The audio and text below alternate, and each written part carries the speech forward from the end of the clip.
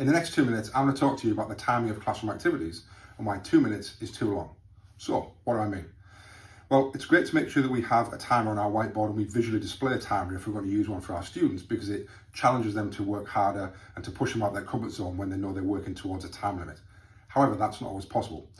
What we often do is we revert to just giving a verbal timer to our students. So we might say, right, you've got 3 minutes to do this, you've got 5 minutes to do this until you complete this task. The problem is that we often fall into the trap of using the word and the phrase 2 minutes. And we say, right, you've got 2 minutes to do this task. That might not sound like much of an issue, but then when we think about our own lives and our kind of lives away from the classroom, how many times do people say to us, I'll just be 2 minutes, or I'll be back in 2 minutes, or I'll meet you there in 2 minutes. And they're never, ever, ever 2 minutes. You know, we say it ourselves. And what that really means is probably anything from about 30 seconds to about 20 minutes. So our children will know this as well, because they will also say, I'll just be 2 minutes coming downstairs, or I'll just be 2 minutes getting my bag, or they'll say it to other people and they'll have had it said to themselves.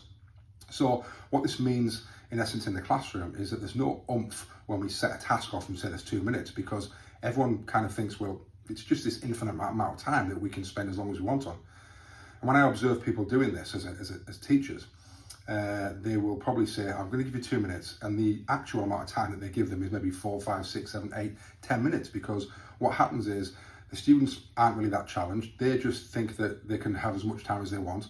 The teacher then wraps up the activity when the students are finished, not when their 2 minutes are finished. So my advice here is to really change the language and change how you kind of give those instructions, and stay away from 2 minutes. Just don't use that phrase at all.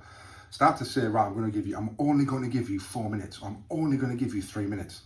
Now, 3 minutes almost in that context sounds less than 2 minutes, because it's like, wow, we're only going to get 3 minutes. Or change it up and say, I'm only going to give you 90 seconds. Or if you really want to do 2 minutes, tell them that they've only got 120 seconds for this task. And then see the difference in their oomph and their pace and how quickly their pens are hitting the paper. So I want you to reflect on the timers you give. Also, stay away from, the same idea, 5 minutes, 10 minutes, 15. They're kind of nothing times. They're just random times. Make it really precise, and hopefully you'll see the massive difference in the oomph, the urgency, and the challenge that it gives your students.